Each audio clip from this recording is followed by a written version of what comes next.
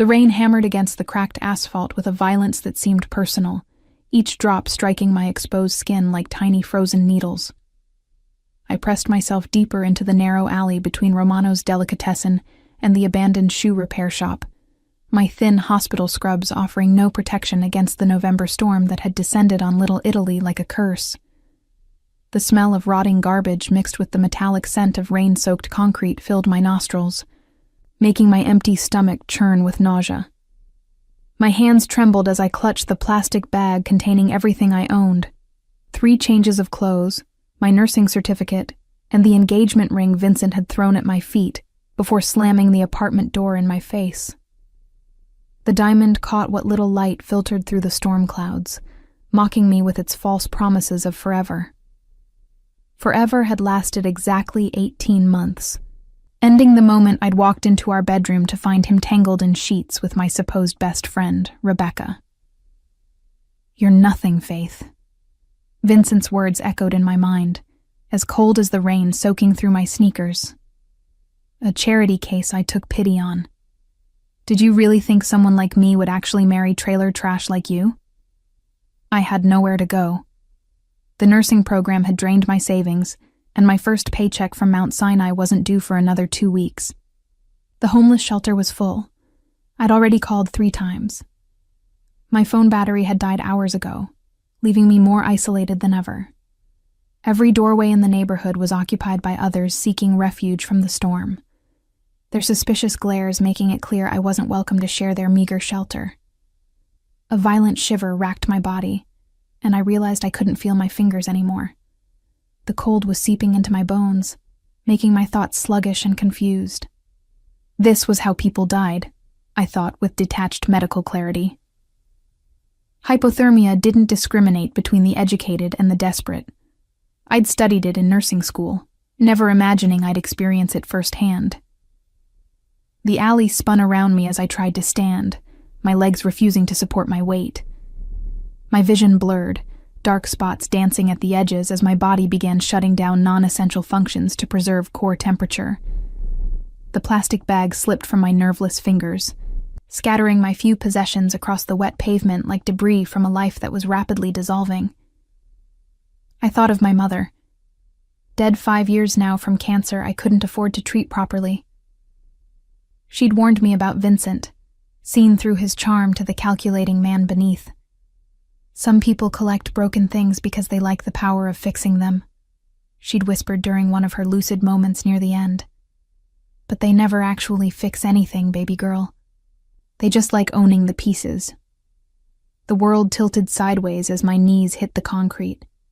The cold was becoming almost warm now, a dangerous sign I recognized from my emergency medicine rotation. My body was giving up the fight, core temperature dropping to critical levels. Part of me welcomed the approaching unconsciousness. At least in sleep, I wouldn't feel the betrayal burning in my chest, or taste the bitter ash of my shattered dreams. Footsteps echoed off the alley walls, but they seemed to come from very far away. Voices spoke in hushed Italian, words I couldn't understand, but that carried an urgency that cut through my haze. Strong hands touched my shoulders, and I tried to recoil, but lacked the strength. A man's voice, deep and commanding, spoke in accented English that somehow made my name sound like a prayer. "Cristo, she's freezing to death. Get the car, now." I wanted to protest, to explain that I wasn't a drug addict or prostitute, just a nurse who'd made the mistake of trusting the wrong man. But my tongue felt thick and useless, my throat constricted with cold and unshed tears. Darkness was pulling me under like a warm blanket, promising escape from the pain and humiliation of this nightmare. The last thing I remembered was being lifted by arms that felt impossibly strong, carried against a chest that radiated heat through expensive wool. A cologne I'd never smelled before, sandalwood and something darker, dangerous, filled my senses as my head lolled against a shoulder that seemed to have been carved from marble. "You're safe now," the voice murmured, and despite everything my rational mind screamed about accepting help from strangers in dark alleys, I believed him. There was something in his tone, an absolute certainty that made me think this man had never spoken an empty promise in his life. The warm interior of a car enveloped me, leather seats soft against my frozen skin. Gentle hands tucked a cashmere coat around my shoulders, and I caught a glimpse of gold cufflinks, manicured fingers, the edge of what might have been a scar along a strong jawline. Important details my nursing training told me to catalog, but the information slipped away like water through my fingers as unconsciousness finally claimed me. When awareness crept back, it came in stages. First, warmth, blessed, encompassing heat that seemed to emanate from everywhere at once. Then softness beneath me, sheets with a thread count that had to cost more than my monthly rent. The scent of clean linen and that same masculine cologne lingered in the air, along with something else.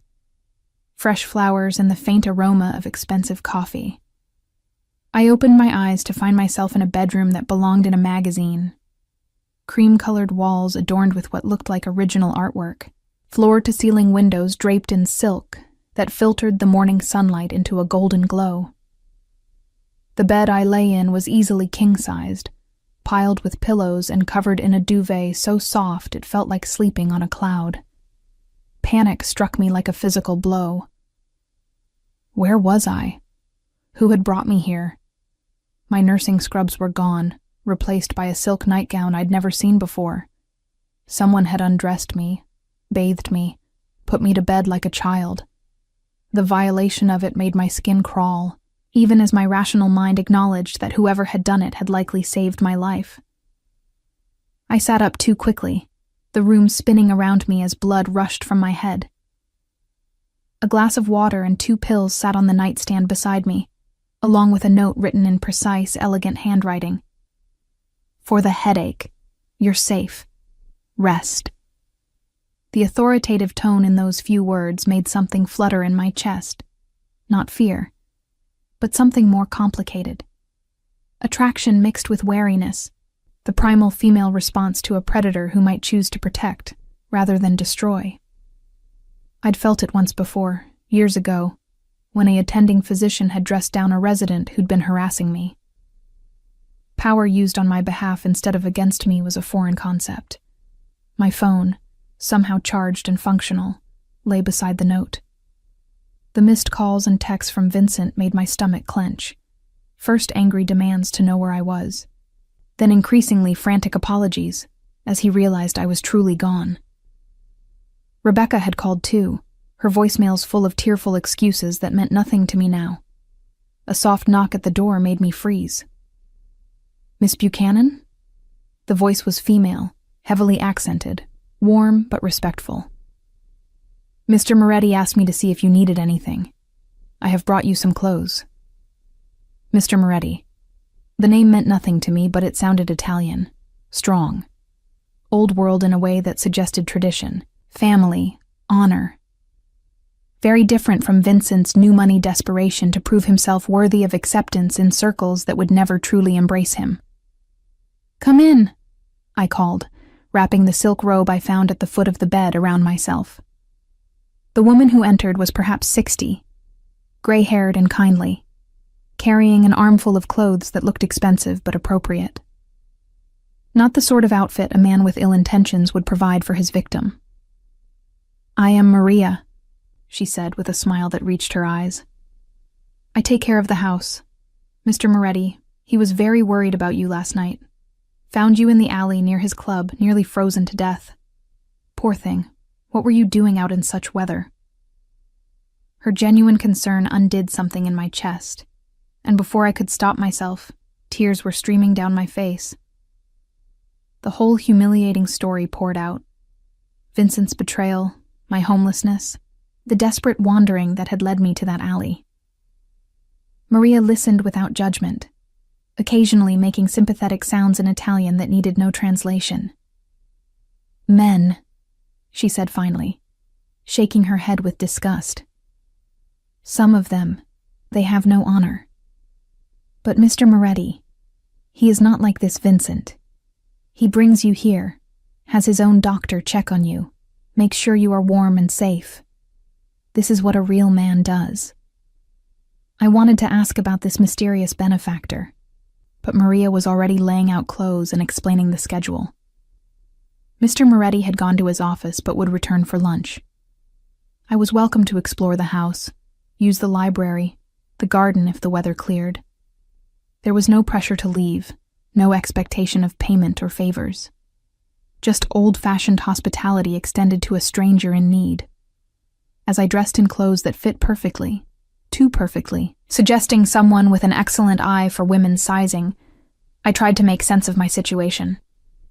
Men who found dying women in alleys and brought them home were either saints or predators.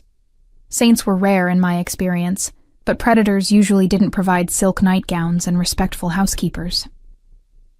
The house itself told a story of wealth and taste that went beyond mere money. Original hardwood floors gleamed under Persian rugs that probably cost more than my education. Books lined the walls in multiple languages, their worn spines suggesting they were read rather than merely displayed. Family photographs in silver frames showed generations of strong-jawed men and elegant women, creating a sense of history and continuity that my own rootless existence lacked entirely. I was studying a particular photo, a young man in military dress uniform with eyes that seemed familiar, when footsteps in the hallway announced someone's approach. They were measured, confident, the walk of a man who owned everything he surveyed. My heart began racing for reasons I couldn't entirely explain. Anticipation mixing with nervousness in a cocktail that made my hands tremble. The door opened, and Francesco Moretti entered my life like a force of nature carefully contained in an expensive suit. He was nothing like Vincent, and that thought struck me first, before I could even process the specifics of his appearance. Where Vincent was conventionally handsome in an obvious, almost desperate way, this man possessed something far more dangerous, an unconscious magnetism that seemed to bend reality around him. Tall and broad-shouldered, he moved with the fluid grace of someone who had never doubted his place in the world or his ability to reshape it according to his will. Dark hair, perfectly styled, but with just enough natural wave to suggest it would curl if left to its own devices. Olive skin that spoke of Mediterranean heritage, and eyes the color of espresso that seemed to catalog everything in their path with calculating precision. His suit was charcoal gray, clearly bespoke, tailored to emphasize the powerful build beneath without being ostentatious about it. Everything about him whispered old money, established power, the kind of authority that didn't need to announce itself because it simply was. Miss Buchanan, his voice carried the faint Italian accent I remembered from my semi-conscious state, but now I could hear the cultivation beneath it. This was a man equally comfortable in boardrooms and back alleys, someone who spoke multiple languages fluently and could navigate any social situation with effortless charm. "I trust you slept well?" I found myself nodding before I'd consciously decided to respond. There was something hypnotic about his presence, the way he seemed to command attention without demanding it. "Yes, thank you.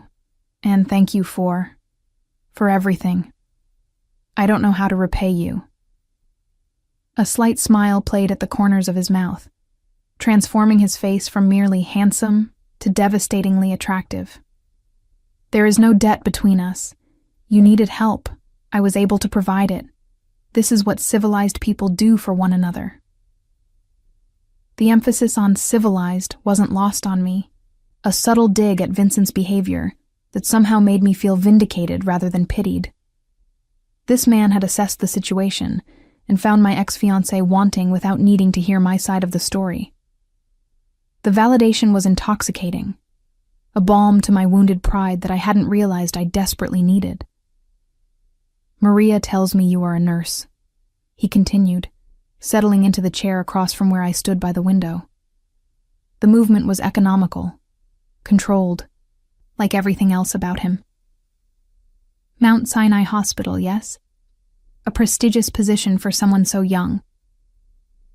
The fact that he'd taken the time to learn about my profession, to speak of it with respect rather than dismiss it as Vincent often had, sent warmth spreading through my chest.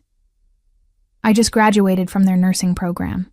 Yesterday was supposed to be my first official day on the cardiac unit. Supposed to be? His eyebrows rose slightly, and I realized I'd revealed more than I intended.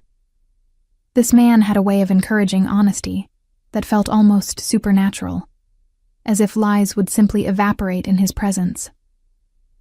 I don't know if I still have the job.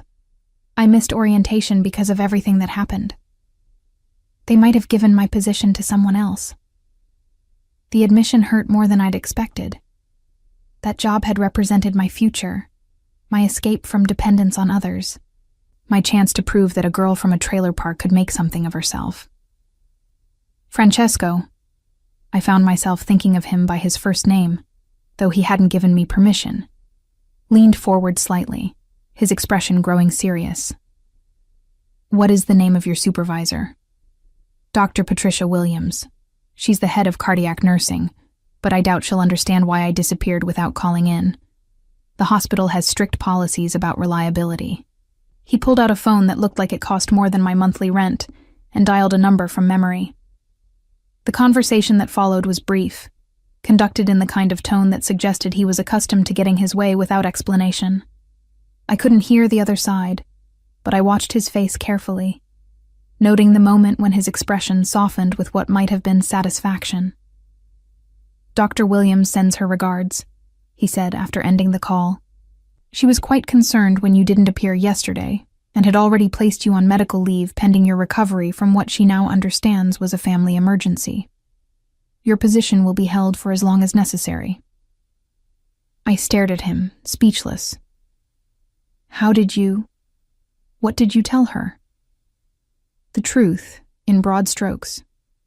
That you had experienced a personal crisis that left you temporarily without housing, and that you were recovering under the care of friends who wished to remain anonymous. Dr. Williams seemed more relieved than anything. Apparently she thought quite highly of your performance during training. The casual way he'd solved a problem that had been keeping me awake, with worry, was both gratifying and slightly terrifying. This was clearly a man accustomed to making things happen with a phone call, to having doors open at his request. But what kind of business gave someone that level of influence? What exactly did Francesco Moretti do for a living? I should go, I said, though the words felt hollow even as I spoke them. I've imposed on your kindness long enough, and I need to figure out my living situation before I can return to work. Where will you go? The question was asked gently, but with the precision of someone who already knew the answer. Your apartment was shared with your former fiancé, who has made it clear you are not welcome to return. Your friend Rebecca has been trying to reach you, but I suspect her motivations are less than pure given her role in recent events. You have no family in the area, no savings to speak of, and your first paycheck is still weeks away. Each fact hit like a physical blow, not because they were harsh, but because they were true. He'd done his research, learned enough about my situation to understand exactly how trapped I was, but his tone held no judgment, no suggestion that my circumstances were anything but temporary setbacks that could be overcome with the right resources. How do you know all that? I asked, though I wasn't sure I wanted the answer. I make it my business to understand people who enter my sphere, he replied with the casual honesty of someone stating an obvious fact. Knowledge prevents misunderstandings, protects all parties involved. You are here because you needed help, not because you sought to take advantage of anyone. This distinction matters to me. The implication that others might have tried to take advantage of him hung in the air between us, along with the suggestion that such attempts had not ended well for the perpetrators. This was not a man who suffered deception gladly, but neither was he one who punished the innocent for the crimes of the guilty. I have a proposition for you, he continued before I could respond. My mother has been unwell recently, nothing life-threatening, but her doctor has recommended she have nursing care available during her recovery. She is particular about who she allows into her personal space, but I believe you might suit her needs perfectly.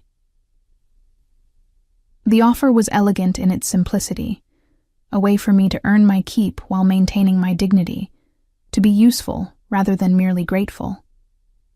But it also meant staying in this house, in his orbit, subject to that penetrating gaze and the dangerous pull I felt whenever he was near. "What's wrong with your mother?" The nurse in me couldn't help asking, professional interest overriding personal caution. "She had a mild heart episode last month, what her cardiologist calls a warning shot. She's responding well to medication, but she needs monitoring. Someone to ensure she takes her pills, watches her diet, recognizes any concerning symptoms. The agency nurses they've sent have been inadequate." I could imagine. If Francesco commanded rooms simply by entering them, his mother was probably a force of nature who would intimidate anyone without the backbone to stand up to her. The challenge appealed to me more than it should have. I'd always gotten along well with difficult patients, finding that they respected honesty and competence over deference. What would the arrangement entail exactly? Room and board here, naturally. A salary commensurate with your hospital position, plus a bonus for the private nature of the work. Your own schedule as long as my mother's needs are met. And when you're ready to return to Mount Sinai, glowing references that will open any door you might wish to walk through. It was too good to be true, which meant there had to be a catch. Men like Francesco Moretti didn't offer charity without expecting something in return, even if that something wasn't immediately apparent. But I was drowning in options, and he was offering me not just a life preserver, but a luxury yacht. "Can I meet her first? Your mother?" His smile broadened, the first genuinely warm expression I'd seen from him. "I would be disappointed if you hadn't asked. Professional curiosity is exactly what she needs. Someone who will treat her as a patient rather than tiptoeing around her because of who she is." Who she is. Another hint at the family's true status. Another piece of a puzzle I wasn't sure I wanted to solve. But curiosity had always been my weakness, and Francesco Moretti was the most intriguing mystery I'd ever encountered. The sound of a car in the driveway interrupted my thoughts, followed by voices speaking rapid Italian in what sounded like urgent tones. Francesco's expression shifted instantly, the charming host disappearing behind a mask of cold authority that transformed him into someone I didn't recognize. "Excuse me," he said, standing with fluid grace. "Business calls. Maria will show you to my mother's room when you're ready. Take your time deciding. The offer stands regardless of your answer." But as he moved toward the door, I caught sight of something that made my blood run cold. The edge of a shoulder holster beneath his perfectly tailored jacket, the unmistakable outline of a weapon that spoke of a world far more dangerous than I'd imagined. What exactly had I stumbled into? The walk to Francesca Moretti's room felt like a journey into the heart of a mystery I was increasingly certain I shouldn't want to solve. Maria led me through hallways lined with photographs that told the story of a family steeped in tradition and power. Men in expensive suits shaking hands with politicians I recognized, women dripping with jewels at charity galas, children posed formally in settings that spoke of generational wealth. But it was the older photographs that gave me pause. Black and white images from what looked like the 1940s and 50s, showing men whose faces held the same aristocratic bone structure as Francesco's, but whose eyes carried a hardness that seemed almost predatory. These weren't businessmen in the conventional sense, I realized with growing unease. These were men who had built their empire through methods that didn't appear in annual reports or board meetings. "Mrs. Moretti, she's very excited to meet you," Maria said as we paused outside an ornate wooden door. "She has been asking about the beautiful nurse her son rescued from the storm. But you must understand, she is not used to strangers. Speak honestly with her. She respects courage above all else." The woman I found propped against silk pillows in a bed that could have belonged to European royalty was nothing like what I'd expected. Francesca Moretti was small and elegant, with silver hair styled in a way that suggested a standing appointment at the city's most exclusive salon. Her dark eyes, so much like her son's, assessed me with the sharp intelligence of someone who had spent decades reading people's intentions from their expressions. But there was a fragility to her that my trained eye immediately recognized. The slight blue tinge to her lips, the careful way she modulated her breathing, the pale translucence of skin that spoke of a cardiovascular system under strain. This was a woman whose body was betraying her, even as her mind remained razor-sharp. "So," she said in English only lightly touched by an Italian accent, "you are the little sparrow my Francesco found freezing in an alley. Sit down, child. Let me look at you properly." I took the chair beside her bed, meeting her direct gaze with what I hoped was professional composure. "Mrs. Moretti, your son has offered me a position caring for you during your recovery. Before I accept, I need to understand exactly what kind of care you require." A smile spread across her face, transforming it from merely elegant to genuinely beautiful. "Straight to business. Good. I detest people who waste time with false pleasantries when there is important work to be done." For the next hour, she submitted to the most thorough assessment I'd ever conducted outside a hospital setting. I checked her pulse, her blood pressure, listened to her heart and lungs, reviewed her medications and recent test results. What I found concerned me more than her casual dismissal of her condition suggested was warranted. "Your ejection fraction is 42%, I said, referring to the measurement of how well her heart was pumping blood. "That's classified as heart failure with reduced ejection fraction. You should be on a much more aggressive treatment protocol, and you definitely shouldn't be dismissing your symptoms as minor inconveniences." "Ah," she said with obvious satisfaction. "Francesco said you were sharp. Yes, my heart is failing. Slowly, but failing nonetheless. The doctors want to put me in the hospital, attach me to machines, treat me like an invalid. This I will not accept. But if you don't follow proper treatment protocols, you could have another episode. A worse one." I kept my voice professional, but I could feel my protective instincts engaging. This woman was needlessly risking her life out of what seemed like stubborn pride. "Child," she said gently, reaching out to pat my hand with fingers that trembled slightly. "I am 78 years old. I have buried a husband, 2 sons, and more friends than I care to count. I have seen empires rise and fall, watched this family survive enemies that would destroy us completely if they could. I will not spend whatever time I have left cowering in a sterile room, afraid of my own shadow." The mention of buried sons sent a chill down my spine. Francesco had brothers who were dead?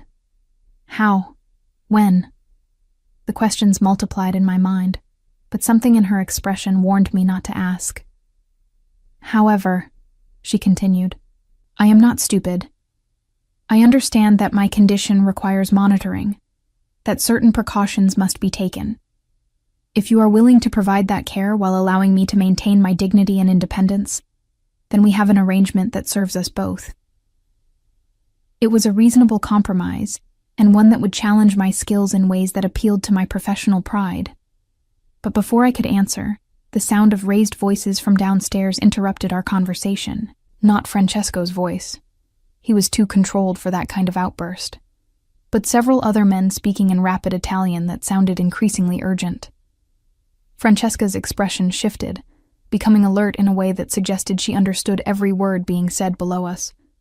"Maria," she called, and the housekeeper appeared so quickly she must have been listening at the door. A rapid exchange in Italian followed, during which Maria's face grew pale with concern. "What's happening?" I asked, the medical training in me responding to the obvious signs of distress in both women. "Business," Francesca said curtly, but I could see the worry in her eyes. "Nothing for you to concern yourself with." But even as she spoke, the voices downstairs grew louder, more urgent. I caught fragments, numbers, names I didn't recognize, what sounded like locations being discussed with increasing desperation. And then, cutting through everything else, Francesco's voice raised in the kind of cold fury that made my blood freeze. "Get Dr. Martinez, now, and make sure the back entrance is secure. Dr. Martinez, not a hospital emergency room, not 911, but a private doctor who could be summoned without questions."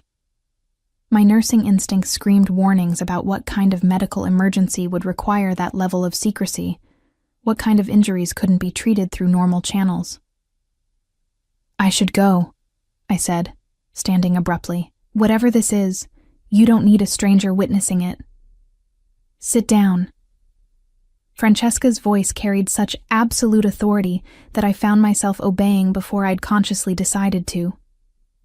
"If you are going to work for this family, you need to understand what that means, what we are."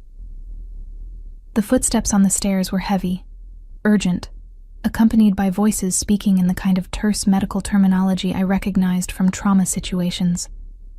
Someone was hurt, badly, and they were bringing him here instead of to a hospital, which meant either they couldn't risk the questions a hospital would ask, or they couldn't risk being away from whatever security this house provided. "Mrs. Moretti," I said carefully, "if someone is injured, they need proper medical care, a hospital emergency room, surgical facilities if necessary. I'm a nurse, not a trauma surgeon."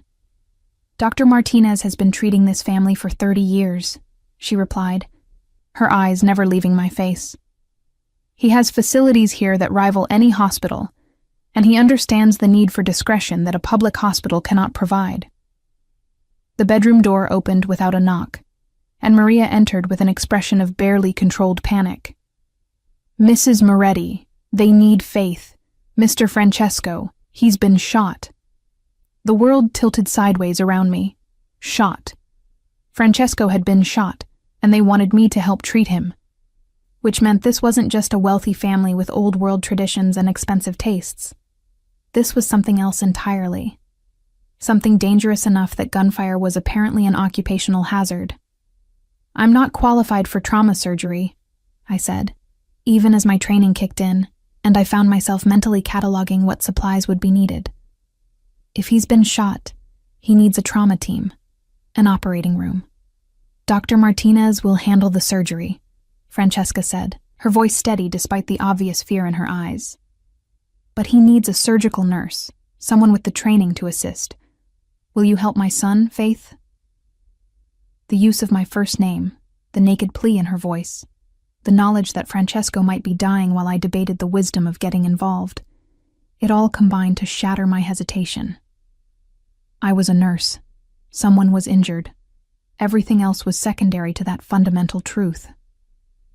"Where is he?" Maria led me to a wing of the house I hadn't seen before, downstairs that opened into what looked like a fully equipped medical facility.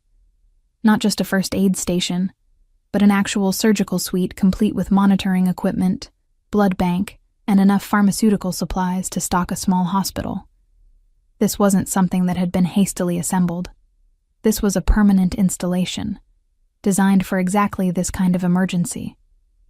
Francesco lay on the surgical table, conscious but pale, his shirt cut away to reveal a bullet wound high on his left shoulder.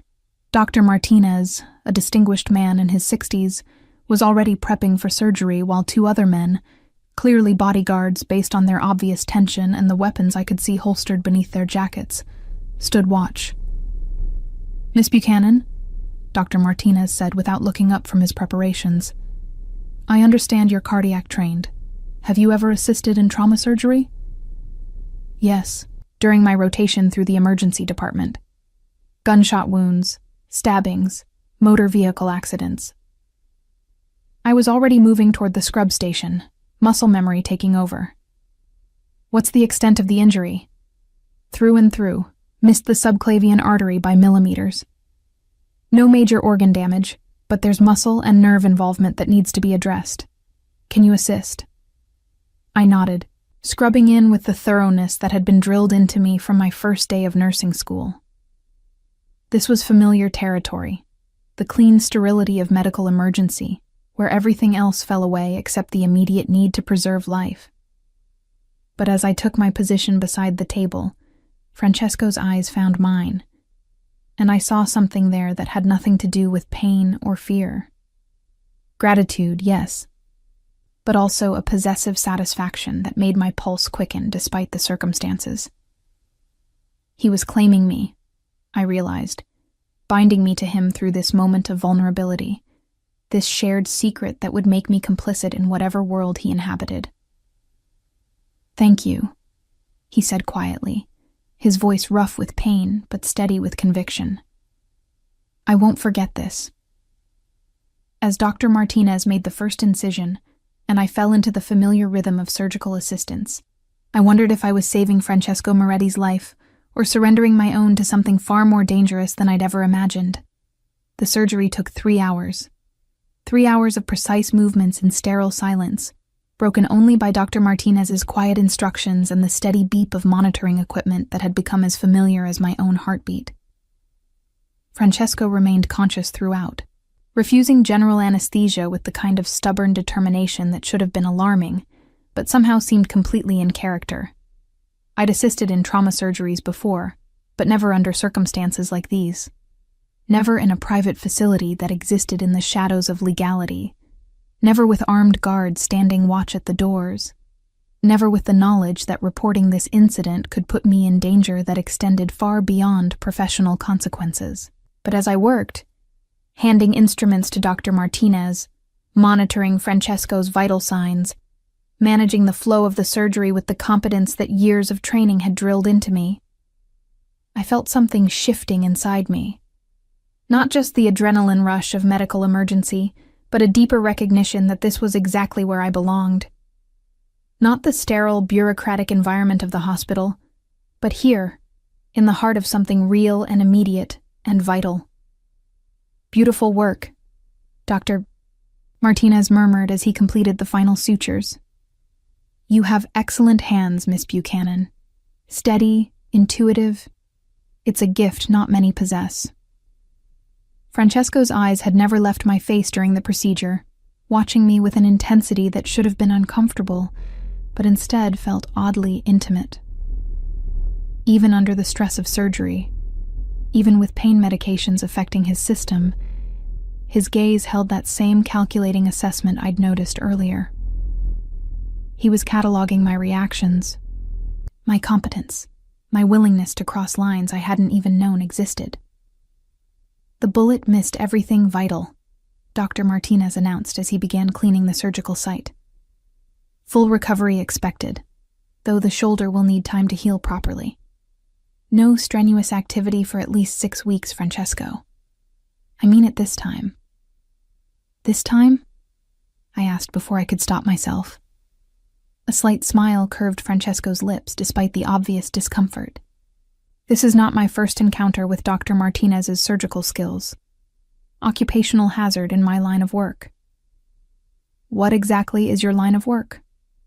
The question had been burning in my mind for hours, and the post-surgical intimacy of the moment made it feel safe to ask. The smile faded, replaced by something more serious. "Import and export. My family has been in business for 4 generations, moving goods between Europe and America. Not all of our competitors approve of our success." It was a careful answer, technically true, but deliberately incomplete. Import and export could mean anything, from legitimate luxury goods to things that required the kind of security I'd witnessed here. The casual reference to competitors who expressed their disapproval through gunfire told me everything I needed to know about the nature of those goods. "Faith," Francesco said, as Dr. Martinez finished his work and began packing his instruments. "I owe you a debt that cannot be repaid with money." "You don't owe me anything. I'm a nurse. Helping injured people is what I do." "Is it?" His eyes searched my face with uncomfortable perception. "Because what you did tonight goes far beyond professional obligation.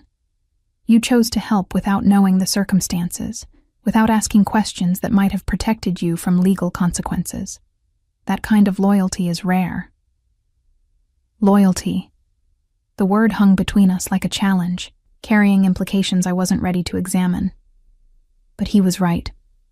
I had made a choice, stepping into his world without understanding the full implications of that decision. And now, with his blood under my fingernails and his life in my debt, there was no going back to the innocent ignorance I'd possessed this morning. "Your mother is waiting to see you," I said, instead of responding to his implicit question. "She's been worried." In a moment. First, I need to know. Will you stay? Not just tonight, not just until I'm recovered, but permanently. My family has need of someone with your skills, someone we can trust completely. The offer was everything I'd dreamed of, and everything I'd been taught to fear. Financial security, professional respect, a place in a world where my skills would be valued beyond the bureaucratic limitations of hospital politics. But also complicity in activities that operated outside the law, loyalty to people whose business practices apparently included violence as a standard operating procedure. I need time to think, I said finally. Of course. But understand this. What you've seen tonight, what you've done, creates a bond between us that cannot be severed simply because you choose to walk away. You are part of this family now, whether you accept that formally or not. The possessive certainty in his voice should have terrified me. Instead, it sent a dangerous thrill through my chest, the primitive female response to a dominant male claiming territory. I was his now, according to some instinctive recognition that operated below conscious thought, and the part of me that had always craved security and protection responded to that claim with enthusiasm that horrified my rational mind. Dr. Martinez cleared his throat diplomatically. Francesco, you need rest. The anesthesia may be local, but your body has still been through significant trauma. Miss Buchanan, you handled yourself admirably tonight. If you're interested in private practice, I could use an assistant with your skills. Another offer. Another path into a world where normal rules didn't apply. I was collecting invitations to cross lines I'd never imagined approaching, and each one felt more tempting than the last. The recovery room was as luxuriously appointed as everything else in the house, with a hospital bed that probably cost more than most people's cars and monitoring equipment that belonged in a cardiac intensive care unit. Francesco submitted to being transferred there with obvious reluctance, clearly unaccustomed to being vulnerable or dependent on others for his basic needs. The pain medication will make you drowsy, I explained as I checked his IV line and adjusted the monitors. Don't fight it. Your body needs rest to heal properly. Stay with me, he said quietly, his hand catching mine as I moved to leave. Please. The simple word, so at odds with his usual commanding tone, undid something in my chest. This was Francesco Moretti stripped of his armor, reduced to basic human need for comfort and companionship. The man who could apparently summon doctors and solve problems with a phone call was asking me not to leave him alone with his pain. I pulled a chair beside his bed and settled in for what I knew would be a long night. Post-surgical patients needed monitoring, and despite Dr. Martinez's confidence, there were always risks of complications. But beyond professional obligation, I found myself reluctant to leave. Something about his presence felt addictive, like standing too close to a fire. Dangerous, but warming in ways I hadn't realized I needed. Tell me about your family, he said, as the pain medication began to take effect, his voice growing slightly slurred, but his eyes remaining alert. There's not much to tell. My mother died when I was 17. Cancer. We couldn't afford the best treatment. The old bitterness crept into my voice despite my efforts to remain neutral. And your father? Never knew him. Mom said he was married to someone else, couldn't risk his reputation by acknowledging us. I shrugged, pretending the abandonment didn't still sting. I grew up knowing that men with power protect their interests first, everyone else second. Francesco's expression darkened with something that might have been anger, though whether at my father's abandonment or my cynical assessment of powerful men, I couldn't tell. Not all men with power are cowards, Faith. Some of us understand that our strength means nothing if we don't use it to protect what matters. And what matters to you? His eyes found mine in the dim light of the recovery room, and the intensity there made my breath catch. Family, loyalty, honor, the knowledge that when someone depends on you, you don't let them down. The conviction in his voice was absolute. The code of someone who had built his identity around principles that might be old-fashioned, but were apparently unshakable. It was so different from Vincent's flexible morality, his willingness to adjust his values based on convenience and social pressure. "Your mother told me you lost brothers," I said softly. "I'm sorry." Pain flashed across his features, deeper than what the bullet wound could account for. Antonio was killed in a car accident 5 years ago. The brake lines had been cut. He paused, letting the implication sink in. Marco died defending a shipment that someone had leaked information about. They knew exactly when and where to hit us, because someone we trusted betrayed that information. Understanding dawned cold and clear. His brothers hadn't died in random accidents or conventional business disputes. They'd been murdered, targeted because of their family connections and business activities. Francesco wasn't just dealing with competitors. He was navigating a world where betrayal was fatal and trust was the most valuable currency. "That's why you investigate everyone who enters your sphere," I said. "Why you need to know everything about people before you let them close." "Exactly. My family has learned that carelessness costs lives. But you?" He reached out to touch my hand again, his fingers warm despite the IV fluids. "You had every opportunity to hurt me tonight. You could have made mistakes during surgery, could have contacted authorities, could have demanded payment for your silence. Instead, you saved my life and asked for nothing in return.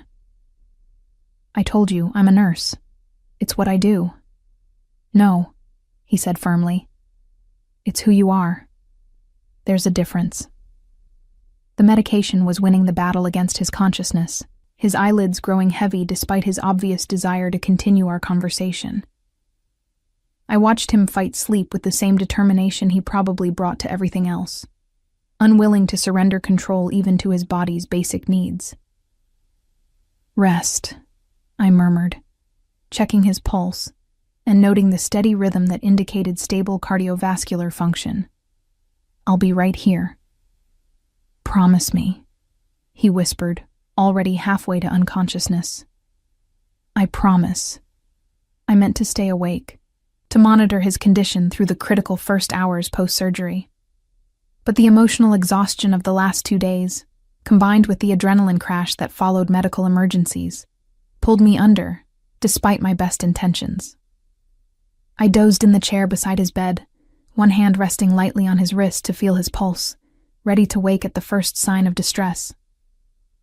Dawn was filtering through the windows when I startled awake to find Francesco watching me, his eyes clear and alert despite the early hour. The monitors showed stable vital signs, and the color had returned to his face, all positive indicators for his recovery. "How do you feel?" I asked, immediately shifting into professional mode. "Like I was shot," he said with dry humor, "but significantly better than I expected. Your care makes a difference, Faith." I blushed at the compliment, busying myself with checking his dressings and adjusting his medication drip. The wound looked clean, no signs of infection or unusual bleeding. Dr. Martinez had done excellent work, and Francesco's natural healing seemed to be proceeding normally. "I've been thinking about your offer," I said without looking at him. "About staying, working for your family permanently. And I need to understand exactly what that would mean. What kind of situations I might be asked to handle, what risks I'd be taking, what lines I'd be expected to cross." Francesco struggled to sit up straighter, wincing as the movement pulled at his stitches.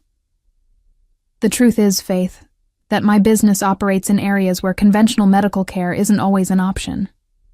Sometimes injuries occur that can't be explained to hospital staff without raising uncomfortable questions. Sometimes people need treatment who can't risk the scrutiny that comes with official medical records. People like you, people like me, yes, but also others who work for me, who depend on me for protection and support. Wives and children who get caught in crossfire intended for their husbands and fathers. Innocent people who end up in dangerous situations through no fault of their own." The picture he painted was more complex than simple criminal activity. This was a community, a network of families and relationships that operated according to their own rules because the official system couldn't or wouldn't protect them. It was vigilante justice and tribal loyalty, dangerous but also oddly noble in its willingness to take responsibility for its own. And in exchange? Security like you've never imagined. Financial compensation that would make your hospital salary look like pocket change. The knowledge that your skills are being used to save lives rather than being wasted on insurance paperwork and bureaucratic nonsense. A family that will protect you as fiercely as you protect us. The offer was everything Vincent had promised, but never delivered. Security, respect, belonging. But it came with a price that included secrecy, danger, and complicity in activities that existed outside legal boundaries. It meant choosing loyalty over law, family over society, personal relationships over abstract principles. "I need one more thing," I said finally. "Name it. Complete honesty. No more careful answers or diplomatic half-truths. If I'm going to risk everything for this family, I need to know exactly what I'm risking it for." Francesco studied my face for a long moment, and I could see him weighing the value of truth against the safety of secrecy. Finally, he nodded slowly. "My family controls shipping and distribution for certain goods between Europe and America. Some of those goods carry import taxes that we consider unreasonable.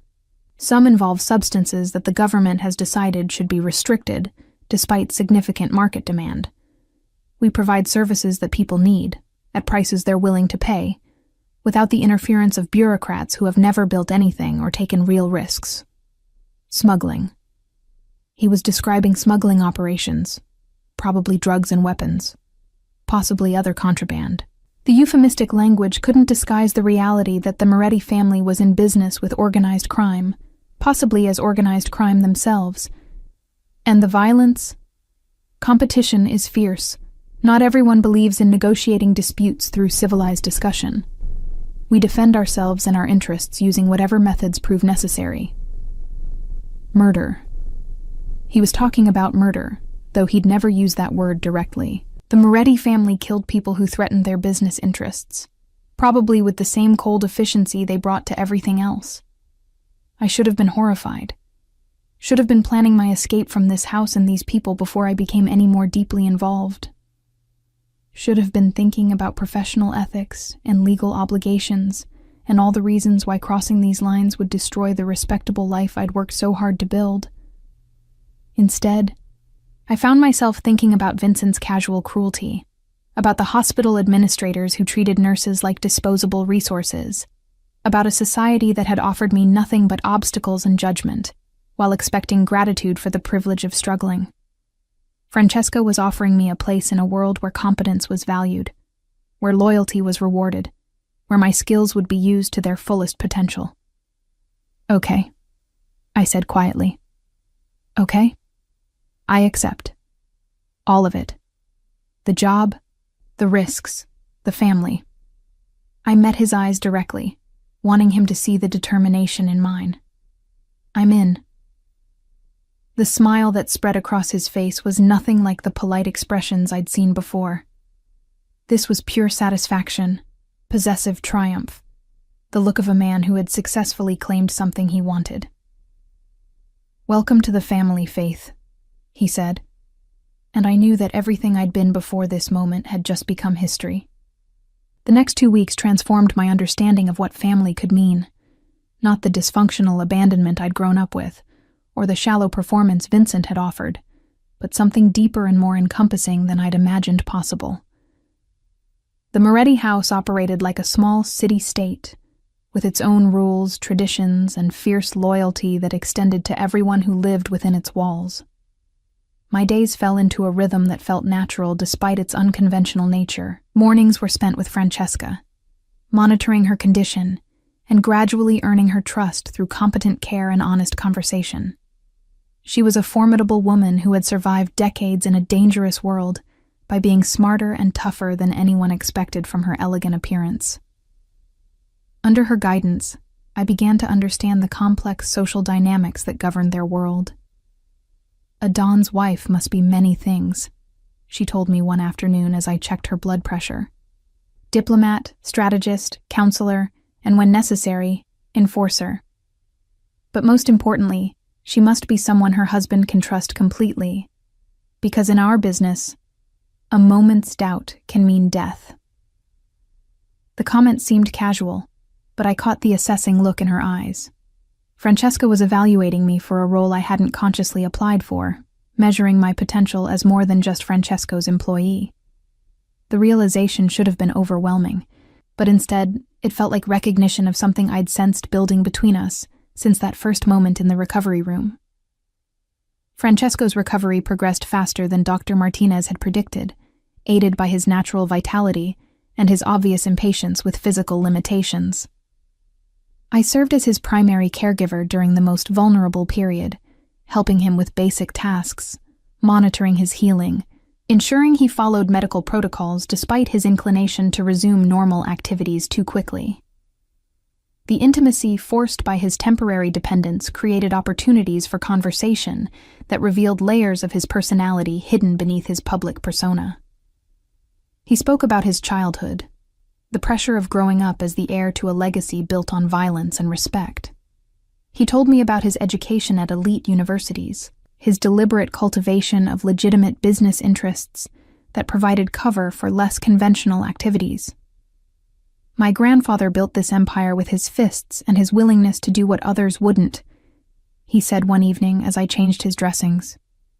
My father expanded it through strategic thinking and political connections. I'm trying to transform it into something that can survive in a changing world. What does that look like? I asked, noting with satisfaction that the wound was healing cleanly. Less direct confrontation, more sophisticated operations. Technology instead of crude force. Influence instead of intimidation. He paused, wincing slightly as I cleaned the area around his stitches. But the foundation remains the same. Loyalty, family, the understanding that we protect our own at any cost. The more I learned about their world, the more I understood that it operated according to principles that were both primitive and sophisticated. Trust was earned through actions rather than words. Loyalty was absolute, or it didn't exist at all. Power was respected only when it was wielded with honor and restraint. My integration into the household staff happened gradually but inexorably. Maria began consulting me about Francesca's dietary needs, deferring to my medical expertise in ways that elevated my status beyond typical employee. The security personnel, initially suspicious of any outsider, began acknowledging me with respectful nods as they recognized my acceptance by the family. But it was the evening meetings that truly marked my transition from observer to participant.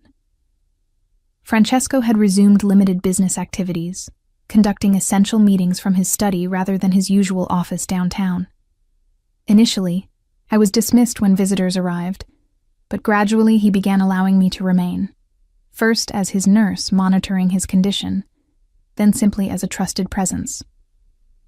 The Baltimore situation is escalating, reported a man I'd learned was Francesco's lieutenant, a compact individual with intelligent eyes and an aura of controlled violence.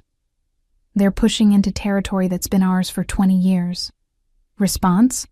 Francesco asked, his tone neutral, but his eyes sharp with interest. Traditional approach would be direct confrontation. Send a message they can't ignore. I watched Francesco consider this, noting the careful calculation behind his expression. This was life and death decision-making, the kind of moment where one choice could determine whether people lived or died, whether territory was held or lost, whether respect was maintained or undermined. Not yet, he decided finally. Reach out through intermediaries first. Make it clear that we're willing to negotiate boundaries, but also that we're prepared to defend what's ours if negotiation fails. The lieutenant nodded approvingly. Diplomacy backed by strength. Your father would approve.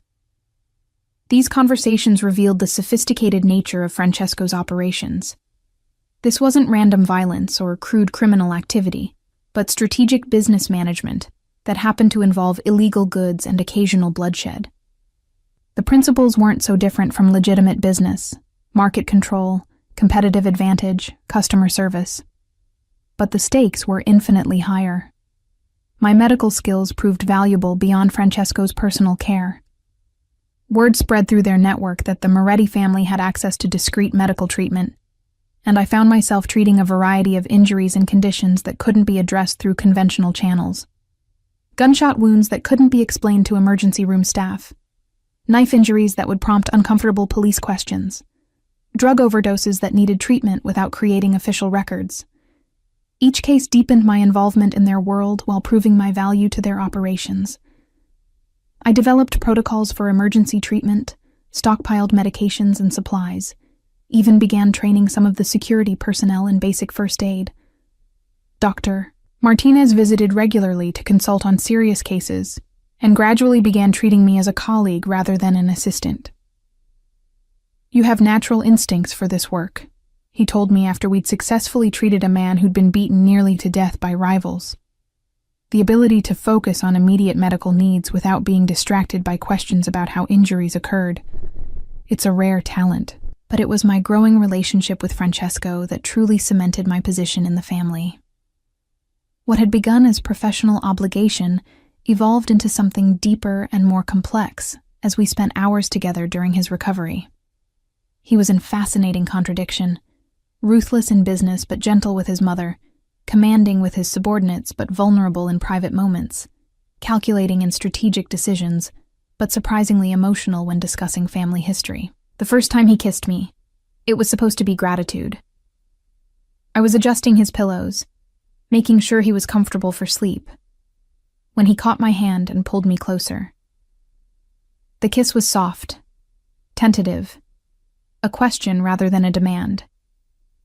But the electricity that shot through me at the contact was anything but gentle, a recognition that had been building since the moment I'd first seen him bleeding on that surgical table.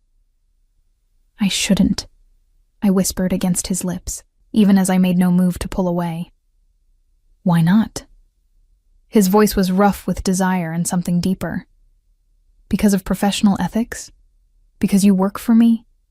Because I'm not the kind of man you plan to fall in love with?"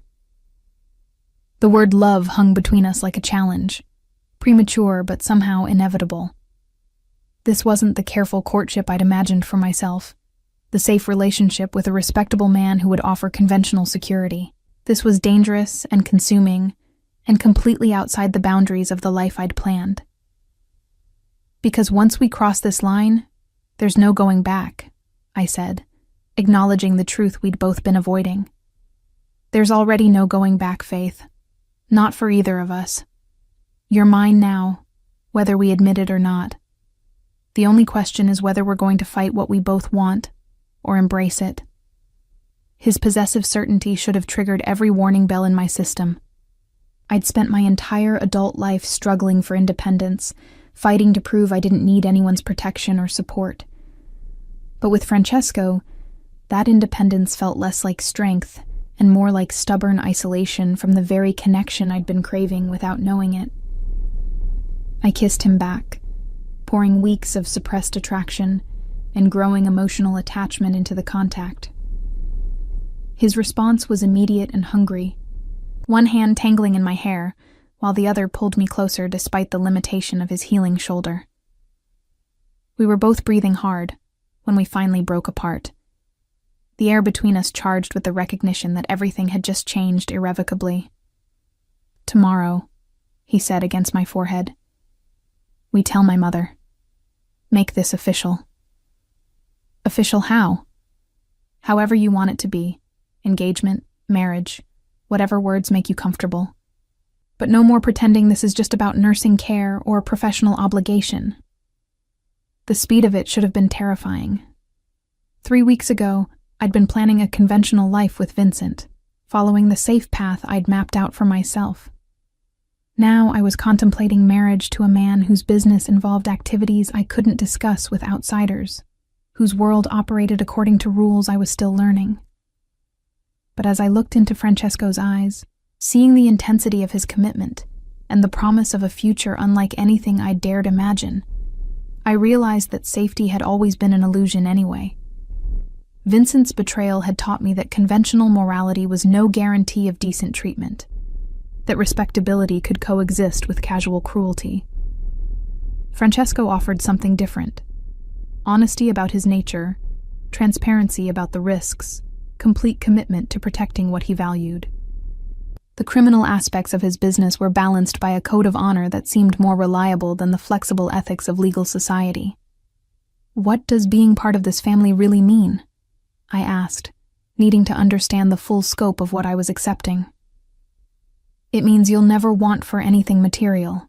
It means you'll have protection that extends beyond anything money can buy. It means your skills will be valued and your counsel respected." He paused, his expression growing serious. "But it also means accepting that some of our decisions involve violence, that sometimes people who threaten us don't survive those threats, that loyalty to family comes before loyalty to abstract legal principles." I thought about my mother, who had died because we couldn't afford proper treatment. I thought about Vincent, who had discarded me the moment I became inconvenient. I thought about the hospital administrators who saw nurses as replaceable cogs in a profit-generating machine. None of them had offered the kind of security and respect Francesco was promising. "I accept," I said, surprising myself with the firmness in my voice. "All of it." His smile was triumphant, possessive, the expression of a man who had successfully claimed something precious. "Then welcome to your real life, Faith. Everything else was just preparation." As he pulled me down for another kiss, I felt the last vestiges of my former existence falling away. I was no longer Faith Buchanan, struggling nursing school graduate who dreamed of respectable middle-class security. I was becoming someone new, Francesco Moretti's woman, a member of a family whose power was built on blood and loyalty, whose protection was absolute, and whose expectations were equally uncompromising. The transformation was terrifying and exhilarating in equal measure, but as Francesco's hands framed my face with surprising gentleness, I knew there was nowhere else I'd rather be. The engagement party was everything I'd never known I wanted, not the gaudy display Vincent had planned, with its desperate attempt to impress people who would never truly accept us, but an intimate gathering of Francesco's family and closest associates that felt like a true celebration of belonging. The house was transformed with flowers and candles, creating an atmosphere of elegant warmth that spoke to Francesca's impeccable taste and Maria's attention to detail.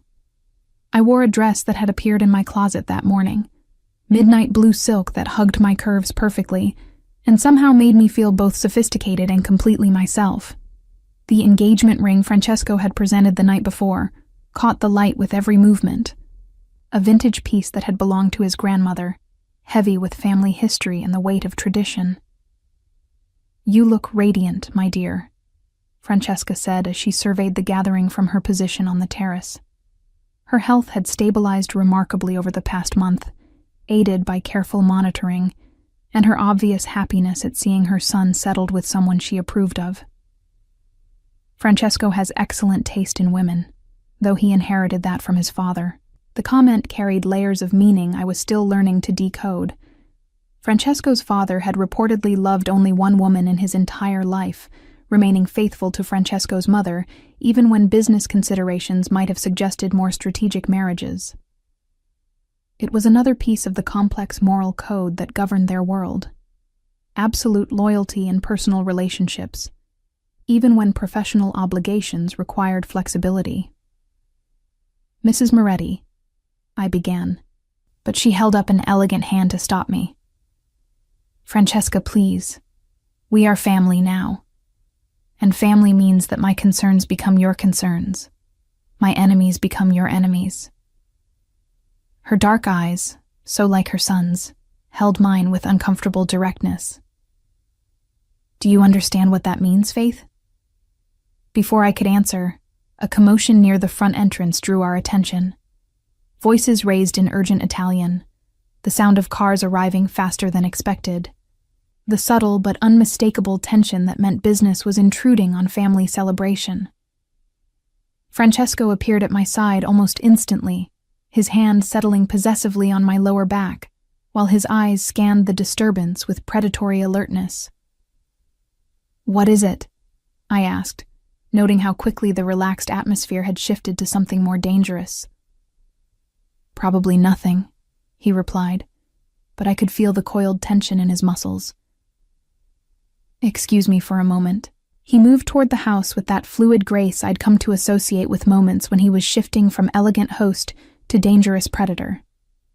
The other men at the party, and I'd learned to recognize them all as soldiers in Francesco's organization, began positioning themselves with casual efficiency that spoke to years of practice dealing with unexpected situations. I was watching this carefully choreographed response when Maria appeared at my elbow, her face pale with concern. "Miss Faith, there are men at the front gate. They say they are police, but they are not wearing uniforms. They want to speak with you specifically." My blood ran cold. Police asking for me by name meant someone had connected me to the Moretti family, had somehow discovered my involvement in activities that couldn't bear official scrutiny.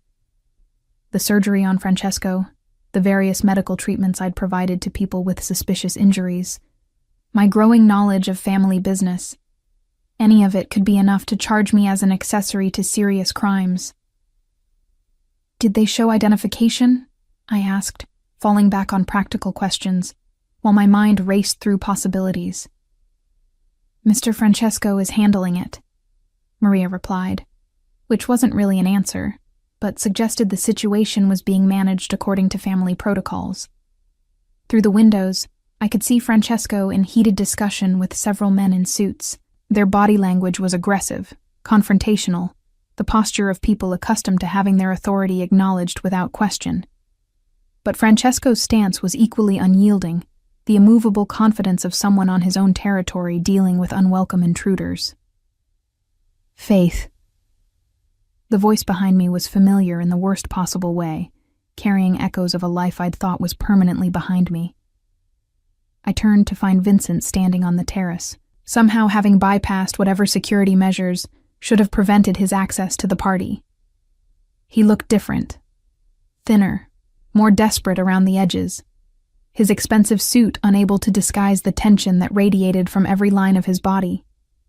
But his eyes held the same calculating assessment that had once made me feel special and now made my skin crawl with recognition of the manipulation behind it. "Vincent." I kept my voice level, professional, though every instinct screamed at me to call for help. "How did you get in here?" "I'm a cop, Faith. Detective Vincent Morrison, NYPD Organized Crime Task Force." He displayed a badge with the same theatrical flourish he'd once used to present expensive gifts. "Turns out your new boyfriend has been under investigation for quite some time." The revelation hit like a physical blow, not because I hadn't suspected Francesco's criminal activities, but because Vincent's involvement added layers of complexity I hadn't anticipated. My ex-fiancé was a police officer, specifically one investigating organized crime.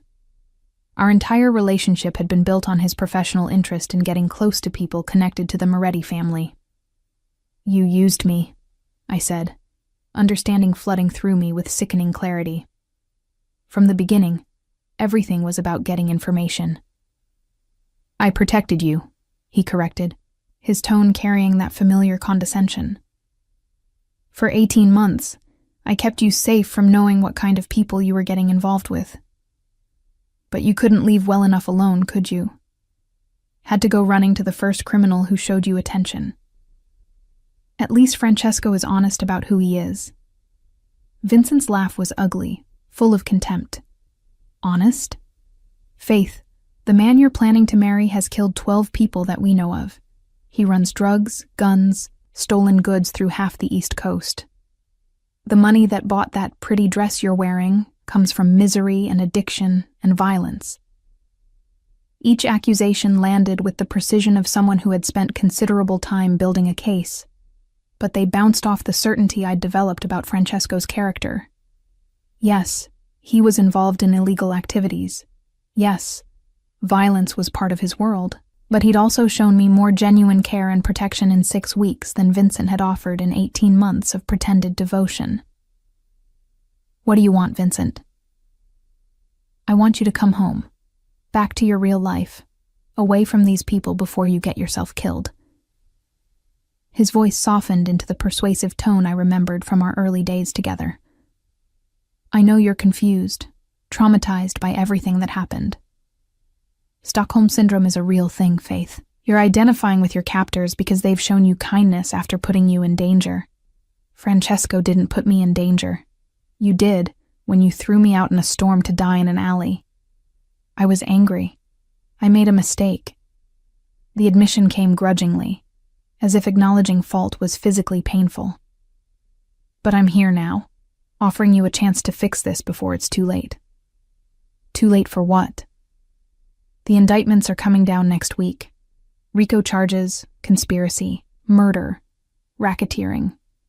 Everyone in this house is going to be arrested, and anyone connected to them becomes a target for rival families looking to fill the power vacuum. Vincent stepped closer, his voice dropping to urgent whisper. Work with us. Provide testimony about what you've seen, what you know. In exchange, full immunity and witness protection. The offer was everything I should have wanted. A chance to escape the dangerous world I'd stumbled into. Legal protection. A return to the conventional life I'd planned before Francesco's intervention had changed everything. But as I looked at Vincent's face, seeing the calculation behind his apparent concern, I realized he was still using me. Still seeing me as a tool to achieve his professional objectives, rather than a person whose choices deserved respect. And if I refuse? Then you go down with them. Accessory charges, conspiracy, maybe even RICO prosecution if they can prove you were actively participating in family business. His expression hardened. You're a smart woman, Faith. Do the math. Through the windows, I could see Francesco returning from his confrontation with the federal agents, his face grim with controlled anger. Our eyes met across the room, and I saw him take in Vincent's presence with the kind of immediate recognition that suggested he'd been expecting this moment. Your boyfriend knows I'm here, Vincent said, following my gaze. He's calculating whether to have me killed or try to buy me off. Want to know which option I think he'll choose? He won't hurt a police officer at his own engagement party, I said with more confidence than I felt. Won't he? Faith, you have no idea what these people are capable of when they feel threatened. The only thing keeping me alive right now is that killing a cop brings heat even the Moretti family can't handle. Francesco was moving toward us now, flanked by two of his lieutenants, his expression unreadable, but his intentions clear. This was a confrontation that had been building since the moment I'd entered his world, the collision between my old life and new loyalty that I'd somehow convinced myself could be avoided. Detective Morrison, Francesco said as he reached us, his voice carrying the polite hostility of a predator addressing unwelcome prey. How thoughtful of you to attend our engagement party, though I don't recall extending an invitation. Consider it a professional courtesy call, Vincent replied, his own voice tight with suppressed tension. Thought I should warn my ex-fiancé about the kind of man she's planning to marry. And what kind of man would that be? The question hung in the air between them, loaded with the potential for violence that seemed to crackling like electricity. I could feel the other party guests positioning themselves, could see weapons being subtly revealed by men who had moved beyond patience with this intrusion. The kind who destroys everything he touches, Vincent said, his eyes never leaving Francesco's face. Faith, this man will get you killed. If not by his enemies, then by his business partners when he decides you know too much to be allowed to live. Enough. Francesco's voice carried such absolute authority that even Vincent instinctively stepped back. You've delivered your message, detective. Now you can leave my property before I decide you're trespassing. I'm not leaving without Faith. Yes, Francesco said with deadly softness. You are. The moment balanced on a knife's edge, 3 lives hanging in the balance of decisions that would reshape everything I'd built over the past month. Vincent was offering me safety at the cost of betraying people who had shown me genuine loyalty. Francesco was demanding I choose his world over the conventional morality I'd been raised to respect, and I was caught between them, holding the power to save or destroy both men with whatever choice I made. But as I looked at Vincent's face, seeing the manipulation behind his concern, and then at Francesco, seeing the genuine pain at the thought of losing me, the decision was simpler than I'd expected. "I choose Francesco," I said clearly, loudly enough for everyone present to hear. "I choose this family, this life, all of it."